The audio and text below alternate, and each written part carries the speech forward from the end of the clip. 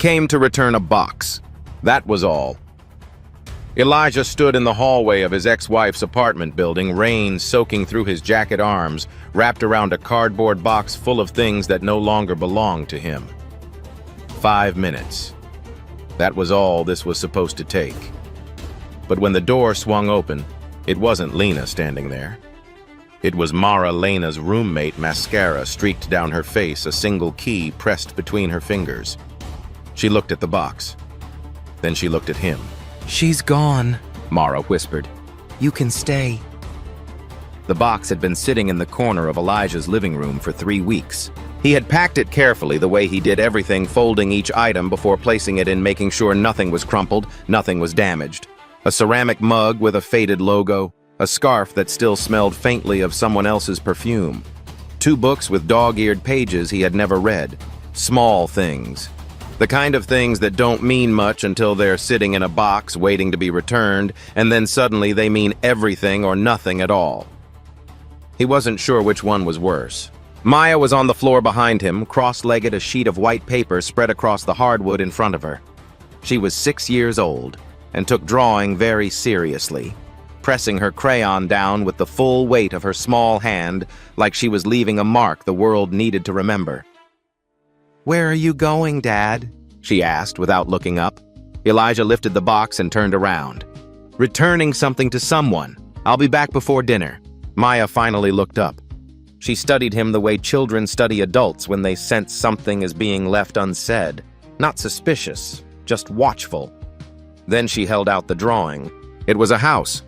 Crooked walls, a lopsided roof, smoke curling from a chimney even though their apartment had no fireplace. 3 large figures stood in front of it and 1 small one beside them. The lines were unsteady, the proportions completely wrong, but there was something about it, the way every figure stood close together, shoulders nearly touching, that made it feel full. "Take this with you," Maya said, "so you stay warm." He took it, folded it once, and slipped it into the inside pocket of his jacket right against his chest. He dropped Maya off with their neighbor Mrs. Carter 2 floors down, told her he'd be an hour at most, and walked out into the kind of rain that doesn't warn you before it arrives. The drive to the apartment took 22 minutes. He knew because he had made this drive dozens of times before, back when it was still the apartment, when it still meant something to pull up to the curb and see the light on in the 2nd floor window. Tonight, the light was on, but it didn't feel like anything. He thought about Lena the way you think about a storm after it's passed. Not with anger exactly, but with the particular exhaustion of someone who had spent years watching the sky and still got caught without an umbrella. She hadn't been cruel in the dramatic, obvious ways. She had been something quieter and harder to name. She had looked at the life he was building, the early mornings with Maya, the dinners that stretched late, the way he reorganized his whole professional schedule so their daughter would never come home to an empty apartment, and she had called it small. Not out loud, but in the way she stopped asking how his day went. In the way she talked about her ambitions like they existed in a separate country he was not invited to visit. In the way she looked at Maya, sometimes not with love, but with the careful, measuring look of someone calculating what something was going to cost them. The marriage hadn't ended with a fight. It had ended the way a battery dies gradually and then completely, and then you realize the device has been running on nothing for longer than you knew. He had not cried when she left. He had sat at the kitchen table and helped Maya with a puzzle and told himself that was enough. That being steady for her was enough. That needing nothing else was not loneliness, it was discipline. He was still telling himself that when he picked up the box and walked up to the 2nd floor. The door opened before he had a chance to knock a 2nd time. He had expected Lena. Instead, he found Mara. He had met her before briefly at a dinner party 2 years ago, and once more at a birthday gathering he had mostly spent watching the clock. She was Lena's roommate, and beyond that he knew very little about her. Tonight she was standing in the doorway in a gray sweatshirt, mascara dried in thin dark lines beneath her eyes, holding a single key loosely between 2 fingers, like she had been carrying it for a long time and had only just noticed how heavy it was. She looked at the box. Then she looked at him. "She's gone," Mara said. "You can stay." For a moment, neither of them moved. Elijah looked past her shoulder into the apartment. The space behind her was stripped. The shelves that had held Lena's books were empty. The corner where her coat rack had always stood was bare. The room looked the way a conversation looks after the most important thing has already been said, hollow and waiting. Mara held out a folded piece of paper. He already knew what it was before he opened it. Lena's handwriting, clean, efficient. The handwriting of a woman who considered sentiment a form of clutter. Give the box to Mara. Don't make this complicated.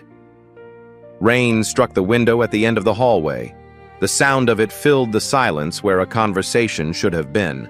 Elijah stood at the threshold and felt something he hadn't expected to feel. Not anger, not even hurt, but the specific heaviness of a man who has spent so long holding himself together in public that he has forgotten what it costs. He was a black man, standing in a hallway in the rain carrying a box of someone else's things, and the only person who had thought to open the door was a woman he barely knew. He thought of the armor he had worn for years, the practiced calm, the self-sufficiency that was less a virtue and more a survival strategy. And he thought of Maya's drawing sitting against his chest, warm from his body heat. He had told himself that needing nothing was discipline. But standing there, he understood for the first time that it might also be fear. He stepped inside. There is something particular about the weight a black man carries when he is not allowed to be tired. Society had handed Elijah a set of expectations he had never asked for. Be strong, be stoic, be the man who does not flinch, who does not ask, who does not sit down in a stranger's apartment because the rain is heavy and his arms are full and he has nowhere else to be. Those expectations had not come from one place. They had come from 100 small moments, the way people looked at him differently when he waited outside Maya's school, the way colleagues sometimes seemed surprised when he spoke precisely about something that mattered, the low hum of having to be twice as composed just to be seen as half as capable. Elijah had internalized all of it. He had turned it into something he called strength. But strength and armor are not the same thing, and that night standing in an empty apartment while rain hit the glass, he let himself acknowledge the difference. Walking through that door was not weakness. It was the first honest thing he had done in a long time. Not every act of courage looks like one. Sometimes it looks like a man setting down a cardboard box in the entryway of an apartment that belongs to no one, shrugging off a wet jacket and accepting a cup of tea from someone he barely knows. Sometimes the bravest thing is simply to stop performing composure for an audience that isn't even watching anymore. If you have spent so long being the one who holds everything together that you've forgotten what it feels like to let someone hold something for you even briefly, even just for the length of a rainy evening, then you already understand what it cost Elijah to step through that door. That cost was real, and it was worth it. The apartment was quieter than it had any right to be. Mara had made tea not because anyone asked, but because it was the only thing that made sense to do when the situation made none. She set 2 mugs on the coffee table and sat at one end of the couch. Elijah sat at the other. Between them, 3 feet of empty cushion held the particular tension of 2 people who are strangers in the technical sense but have just been placed inside the same wound. The shelves were bare. The hooks by the door where Lena used to hang her coats were empty. Even the faint indentations in the carpet where furniture used to sit felt like evidence of something, not just absence, but the specific shape of what had been deliberately removed. Lena had not simply moved out. She had erased herself cleanly and completely, the way someone destroys a document rather than leaving it where it might be found. Elijah wrapped both hands around his mug and looked at the wall. "She didn't tell you either," he said. It wasn't a question. Mara shook her head. "I found out this morning. She sent a text at 6 a.m. saying she'd accepted a position in Los Angeles and was already at the airport." She looked down at her tea. 6 a.m. They sat with that for a moment. Outside, the rain had thickened into something that made the windows sound like they were being tested. Elijah reached into his jacket pocket, not for his phone, not for Lena's note, but for Maya's drawing. He didn't take it out. He just felt it there, folded and slightly warm, and left his hand resting against it through the fabric. The messages arrived at the same time. Elijah's phone buzzed first.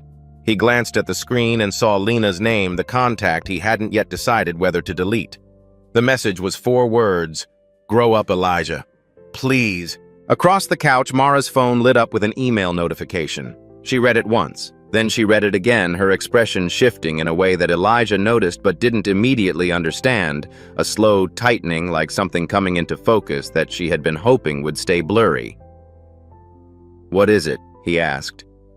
Mara turned the phone toward him without a word.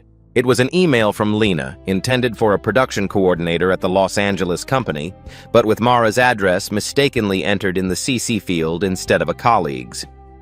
The body of the email was mostly logistical arrival times, onboarding paperwork, housing arrangements. But buried in the second paragraph, between a question about parking validation and a note about her first week's schedule, was a sentence that reoriented everything. Lena had written that she had arranged for her ex-husband to come by the apartment that evening because Mara would be there and Mara was good at handling people, and it would smooth things over without Lena having to be involved. She had used the phrase, "she's reliable," that way, the kind of language you use to describe a tool, not a person. Elijah set the phone down on the cushion between them. He had expected to feel anger. What arrived instead was something colder and more clarifying, the sensation of a fog lifting to reveal terrain that had always been there, just hidden. Lena had not simply left. She had staged her exit, placed 2 people like props in a scene she had already written, and flown to the other side of the country before the curtain came up. He was not a person she was saying goodbye to. He was a loose end she was tying off. He looked at Mara. She was staring at the middle-distance jaw-set fingers still around her phone. And then for the first time that evening they saw each other clearly. Not as Lena's ex-husband and Lena's roommate, not as 2 accidents of her orbit, just as 2 people who had each handed their trust to the same person and had it spent on something they never agreed to fund. The knock at the door came without warning. Mara answered it.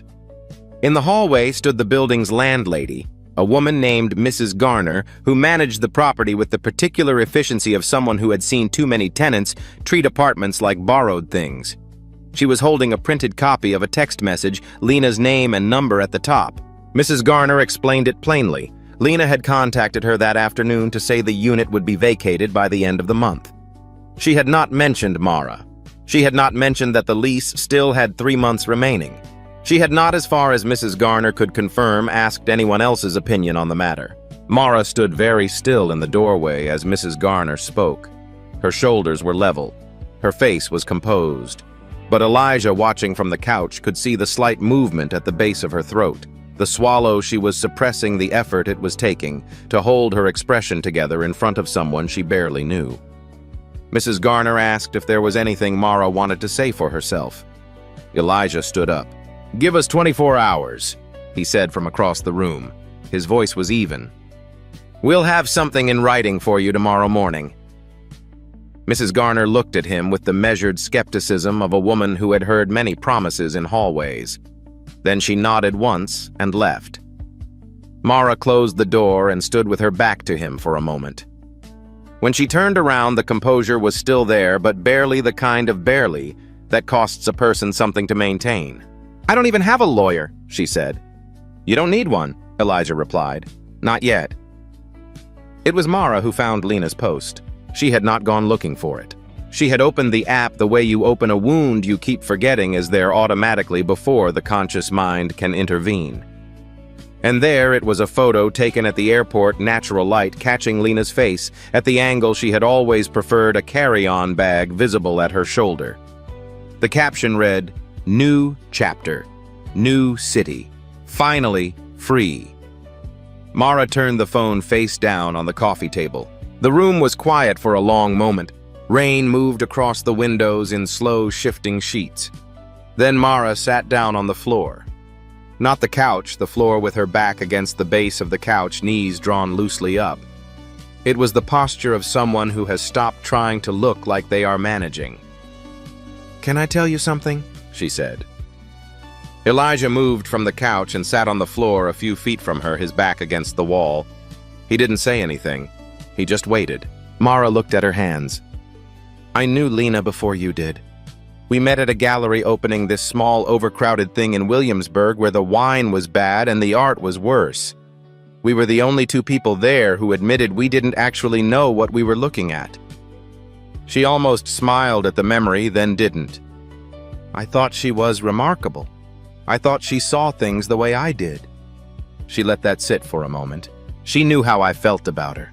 I never said it directly, but she knew people like Lena always know those things, and she never did anything about it, which I told myself meant she was being respectful. But what she was actually doing was keeping it in reserve, like something she could use later if she needed to. Mara's voice stayed level, but the effort was visible. The last 2 years, every time she needed help covering rent, or someone to talk to at 2 in the morning, or someone to hold things together when she was falling apart, I was there. Because I thought that was what caring for someone looked like. I thought I was choosing to be generous. She stopped. I wasn't choosing anything. She had already decided what I was for. Elijah said nothing for a moment. He understood not the specific shape of what Mara had experienced, but the structure underneath it. The particular exhaustion of having been loved at someone else's convenience. Of having your devotion treated as a resource rather than a gift. She did the same thing to me, he said finally. Just a different version. Mara looked at him. Not with the searching look of someone wanting to be consoled, with the direct, tired look of someone who has just recognized a fellow traveler on a road they had hoped they were walking alone. There are people who move through other lives the way weather moves through a landscape, reshaping what they find, then continuing on as though the reshaping was simply what wind does. Lena was not a villain in the classical sense. She was not calculating in the way a predator calculates. She was something more ordinary and in some ways more damaging, a person who had never learned to sit with the weight of what her choices cost others. So she arranged things so that weight would always fall somewhere else. She called it ambition. She called it freedom. She called it finally being who she was meant to be. None of those things were untrue, but none of them explained why she needed other people's trust and steadiness and silence to accomplish them, why her liberation always seemed to require someone else's cage. The most dangerous kind of selfishness is the kind that doesn't recognize itself. The kind that operates beneath a convincing surface of warmth, of charm, of, I just need you to understand. You can spend years trying to reach someone like that, years adjusting yourself, years filing down your own edges to fit the shape of what they need, and they will never notice because they were never looking. Your kindness is not a default setting others are entitled to access. It comes from somewhere real and specific in you, and it deserves to go somewhere real and specific in return. Recognizing that someone has been treating your generosity as infrastructure, as something built for their use, maintained at your expense, is not bitterness. It is clarity. And clarity, however late it arrives, is always worth something. Because you cannot begin to build anything honest until you can see the ground you are actually standing on. They stayed on the floor. Not because it was comfortable. The hardwood was cold, and the baseboard behind Elijah's back had a loose edge that pressed into his shoulder, but because neither of them made a move to get up, and after a while the floor became the appropriate place to be. Some conversations belong at tables, some belong on couches. The ones that happen after everything has finally been named tend to happen closer to the ground. The rain was still going. It had settled into the kind of steady, indifferent rhythm that stops feeling like weather and starts feeling like the sound of time passing. Mara was the one who broke the silence, but not with words. She reached over and turned her phone face up, looked at Lena's airport photo one more time, the easy smile, the carry-on bag, the caption, and then she set it back down, face down deliberately, with a finality that was quiet, but absolute. I keep waiting to feel something simpler, she said, like just angry or just sad. But it's all of it at once, and I can't tell where one ends and the other starts. Elijah nodded slowly. That means it was real to you. That's why it's complicated. Mara looked at him. Was it real to you with her? He thought about it honestly, the way he hadn't let himself think about it in the weeks since the marriage had ended. Parts of it were. Early on, there were parts that felt very real. He kept his voice level. But I think I spent more of it trying to make it real than actually living inside it. There's a difference. Yeah, Mara said quietly. There is. They sat with that. Outside, a car moved slowly through the wet street below its headlights, sweeping briefly across the ceiling. Then Elijah said, "Do you have any documentation, lease agreement, payment records? Anything with both your names on it?" Mara looked at him. The shift in register from the raw to the practical seemed to catch her off guard for a moment. Then something in her expression reorganized itself. Not relief exactly, more like the recognition that there was ground beneath her feet after all, and someone was pointing at it. "My laptop," she said and got up. They worked at the kitchen table. Mara pulled up the original lease, both her name and Lena's, signed 14 months ago with a termination clause that required written notice from all parties no fewer than 60 days in advance. Lena had provided neither the required notice period nor Mara's co-signature. She had sent a text to the landlady and boarded a plane. Elijah read the clause twice, then leaned back in his chair. In his professional life, he spent his days working with restoration contracts, documents that governed the careful, methodical repair of damaged structures. He understood the language of obligations and timelines, and what happened when someone deviated from agreed terms without authorization. He was not a lawyer, and he told Mara that plainly. But he knew enough to recognize when someone had made a provable error, and he knew how to write a letter that said so without leaving room for negotiation on the central facts. "Walk me through every payment you've made in the last 6 months, he said. "Rent, utilities, anything you can show came from your account." Mara pulled up her banking app and started reading figures aloud. Elijah wrote them down in a column on the back of an envelope he found in a kitchen drawer, the only paper immediately available, building a simple, clear record of her financial presence in the apartment. His handwriting was small and precise, the kind that comes from years of annotating technical documents in the margins. They worked for nearly 2 hours. Mara found emails between herself and Mrs. Garner about a maintenance request from 3 months ago correspondence that established her as an active communicating tenant, not a secondary occupant. Elijah used these to anchor the letter's opening paragraph. When the draft was done, he read it aloud to her, once slowly stopping at each point to explain what it established and why. He was not performing competence for her benefit. He was making sure she understood every sentence before it went anywhere, because understanding it meant she could defend it herself if she needed to. Mara listened carefully. She asked 2 questions, good ones, precise ones, and they adjusted 2 sentences accordingly. "Okay," she said when they were finished. "Okay," he agreed. She called Mrs. Garner at 10 minutes to 11 at night, which was late, but the circumstances were exceptional, and Mrs. Garner, to her credit, answered. Mara stood in the kitchen while she spoke, one hand resting on the counter for balance. Her voice was not loud. It was not aggressive. It was simply steady. The voice of a woman who had spent the last 2 hours understanding exactly what she was entitled to and had decided to say so clearly. She laid out the relevant lease terms. She noted the absence of proper notice. She cited her documented payment history. She mentioned that she had written documentation of all of the above and would have it to Mrs. Garner's email before midnight. Mrs. Garner listened. There was a long moment on the line. Then she said she would review the documents and respond in the morning before making any further decisions about the unit. Mara ended the call and set the phone down on the counter. She stood there for a moment with her hand still resting flat on the surface, and Elijah watched her breathe one slow breath, then another, the kind of breathing that isn't about air, but about recalibrating. "You didn't need me to do that," he said from across the table. Mara turned around. "No," she agreed. "But I'm glad you were here." They sent the email at 11:47. Mara typed it.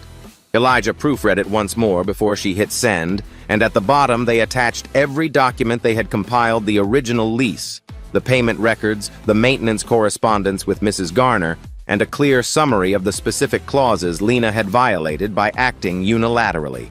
It was not a threat. It was a record. Precise, complete, and impossible to dismiss. The box of Lena's belongings was still sitting near the entryway where Elijah had placed it when he first came in. At some point during the evening, it had stopped being the central object in the room and become something peripheral background furniture, like a thing that had already been dealt with and simply hadn't been moved yet. Elijah picked it up and carried it to the far side of the entryway, setting it against the wall beside the door. The gesture was small.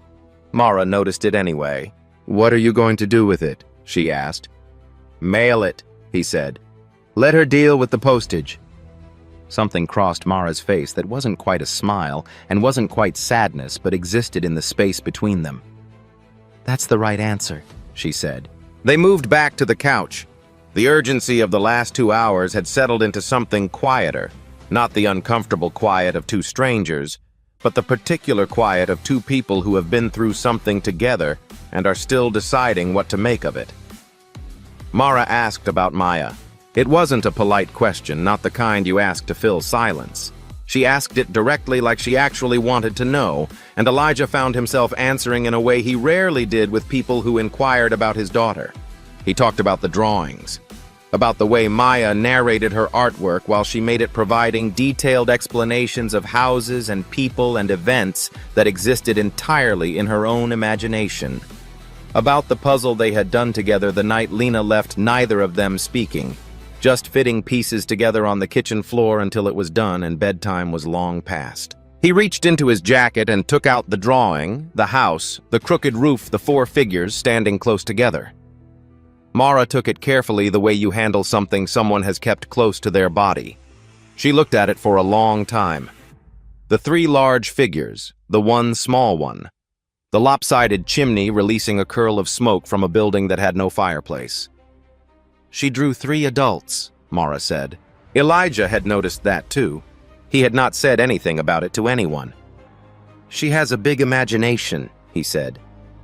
Mara handed the drawing back. Their fingers overlapped briefly at the edge of the paper, and neither of them commented on it. It was close to 2 in the morning when Mara's eyes started losing the battle with exhaustion. She had been sitting upright for the last 20 minutes by will alone, and the will was clearly running out. She tipped slowly sideways until her head came to rest against Elijah's shoulder. Not deliberately, not with intention, just the way the body moves when it has finally decided it is done, performing alertness. Elijah sat still for a moment.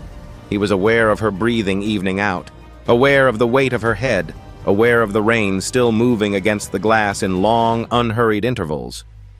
Then he stood up carefully so she didn't startle and took the folded blanket from the arm of the couch. He shook it open and draped it over her shoulders. She stirred slightly but didn't wake. "Get some rest," he said quietly. "There's still tomorrow." He took his jacket from the back of the chair and spread it over the length of the sofa. It wasn't long enough to cover him properly, but he had slept in worse conditions, and the discomfort felt strangely like the right kind of honesty. He lay down and looked up at the ceiling. He could have done something different in that moment. He was aware of it, the specific gravity of 2 people who have been through something together late at night in an empty apartment, the ease with which closeness can become something it isn't ready to be. He had felt it. He was fairly certain she had too. But Elijah had spent the better part of a decade watching what happened when you built something on top of pain before the pain had been properly acknowledged. He had watched it with Lena and before Lena, and in the marriages of people he knew and respected. The architecture always showed the flaw eventually. He did not want that with Mara, and the fact that he already felt strongly enough to think in terms of what he did and didn't want with her told him that tonight was not the night to act on it. Whatever this was, whatever it might become, it deserved better ground than a rainy evening in someone else's wreckage. He closed his eyes. He thought about Maya's drawing. 4 figures in front of a house. He thought about the word tomorrow, and how rarely it meant something specific, and how tonight it did. The email from Mrs. Garner arrived at 8:14 the following morning. She had reviewed the documents. The original lease terms were clear. She would not be proceeding with the vacate notice as submitted by the departing tenant. Mara's tenancy remained valid through the end of the original lease term. The formal documentation they had sent the previous night, The lease violations, the payment records, the evidence of Lena's unilateral breach had also been forwarded to Lena directly, with a note from Mrs. Garner that she would be pursuing the outstanding lease obligation through proper channels if it was not settled within 72 hours. By early afternoon, Lena had transferred the full remaining balance of her lease share, 3 months delivered without comment and without a reply to either of them. It was in its own way the most honest thing she had done throughout the entire situation. The acknowledgement that comes not from conscience, but from consequence. The box was dropped at the post office that same afternoon. Elijah paid the shipping. Mara wrote Lena's Los Angeles address on the label in clear, unhurried handwriting. They did not discuss the contents of the box. They did not discuss Lena at all. The box was taped, labeled, handed across the counter, and that was the end of it. Within 2 weeks, Mara had found a new roommate, a graduate student named Diane, quiet and reliable, who paid her share on time and kept mostly to herself. The apartment, which had felt like a site of damage for the better part of a month, became simply a place where Mara lived again. The rooms filled back up at their own pace, with Mara's own choices, and the shape of what had been removed stopped being the first thing you noticed when you walked in. The days after that were ordinary in the way that only days following extraordinary nights can be. Elijah texted Mara 3 days later. Not about the lease, not about Mrs. Garner, not about anything that required resolution. He asked whether she preferred coffee or tea. She replied, coffee, but only if it's strong enough to mean it. Why? He replied, no reason. Useful information. 2 Saturdays later, they met at a small place near Prospect Park, a cafe that had no particular design ambition beyond a good espresso machine and tables that didn't wobble. They sat for 2 hours. They talked about their work about Brooklyn in the winter, about the particular loneliness of being competent in a crisis, and not knowing what to do with yourself when the crisis is over. They talked about things that had nothing to do with Lena, and everything to do with who they were when nobody needed anything from them. It was not a date. It was not a date. It was 2 people choosing with full awareness and no urgency to spend time in each other's company. That choice felt different from any choice either of them had made in a long time, precisely because nothing about it was designed to fill a gap or smooth something over. It was just, I want to be here. Do you? They both did. The first time Elijah brought Maya to meet Mara was a Sunday in early spring. He had told Maya they were going to see a friend, which Maya accepted without interrogation. She was a child who cared less about context than about what was going to happen when they got there. What happened was that Mara opened the door, and Maya looked up at her with the frank assessing gaze of a 6-year-old conducting an evaluation, and then said without preamble, "Do you know how to draw?" Mara crouched down to Maya's eye level. "A little," she said. "Do you?" Maya considered this a moment, weighing the claim. "I'll show you," she decided. They spent the next 2 hours on the floor of Mara's apartment, the same apartment reordered, now different in the small ways that come from living somewhere on your own terms. Maya produced 7 drawings. Mara contributed 4, which Maya critiqued with the seriousness of a senior colleague reviewing a junior's portfolio. Elijah sat on the couch above them, drinking coffee that was strong enough to mean it, watching the 2 of them argue pleasantly about whether a dog needed 4 legs or whether 3 was fine if it was a fast dog. He thought about the drawing Maya had given him, tucked now into the frame of the mirror in his bedroom, where he had placed it deliberately in a spot he would see every morning. The house with the crooked chimney. 3 large figures and 1 small one. He had never asked Maya why she drew 3 adults. He thought he was beginning to understand. Years moved the way years do when they contain things worth keeping, not quickly, not slowly, but with the accumulated weight of ordinary days that turn out in retrospect to have mattered more than they seemed at the time. There were hard days in those years. There were nights when Elijah woke at 3 in the morning with the nameless worry that lives in the chest of every single parent. There were moments when Mara and Elijah had to navigate carefully and honestly the complicated territory of building something new without pretending the old damage wasn't there. They did not always get it right, but they kept choosing to try, and they kept telling each other the truth, and it turned out those two things together were sufficient foundation for most of what they needed to build.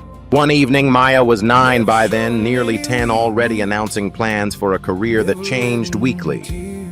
Elijah stood in the doorway of the living room of the house they had made their own and watched Mara and Maya sitting together on the floor. They were drawing. This was not unusual. What stopped him was the paper spread between them, a house rendered with considerably more skill than the original, but recognizably in the same tradition. 4 figures stood in front of it, close together, shoulders touching. The lines were steadier now. The house was larger. The chimney was still slightly crooked because Maya had decided years ago that chimneys looked better that way and had never seen a reason to change her position. Elijah stood in the doorway for a long time. He thought about the night he had driven through the rain with a cardboard box and an errand that was supposed to take 5 minutes. He thought about a door opening onto an empty apartment and a woman with mascara on her face and a single key. He thought about a floor and a kitchen table and an email sent just before midnight, and a blanket laid over sleeping shoulders, and a word tomorrow spoken quietly into a dark room and meant. He had come that night to return something that no longer belonged to him. He had not known, standing in that hallway, that what he was actually doing was finding his way back to something he had never quite had before. Not a version of what he'd lost, not a replacement or a consolation, but something built from different materials, entirely honesty and patience and the willingness to wait for the right moment rather than clutch at the available one. He had found it. They had built it, and it was still standing. There are doors that close in your life that feel in the moment like the end of the architecture, like the building itself is coming down and you are standing in the rubble with nothing but the habit of surviving. What you cannot see from inside that rubble is what gets built on the cleared ground afterward. The life that finds you after a real ending is not a consolation prize. It is not the universe apologizing. It is simply what becomes possible when you stop spending your energy maintaining something that was never as solid as you needed it to be. When you put down what isn't yours to carry. When you show up at the right door, even if you arrived there by accident. Even if your arms were full of someone else's things. Even if all you had in your pocket was a child's drawing of a house you didn't yet live in. The best things tend to arrive like that. Not announced, not scheduled, not preceded by any of the signs you were taught to watch for. Just a door opening. Just someone on the other side who isn't who you expected. Just the rain and the choice of whether to step in from it. Step in.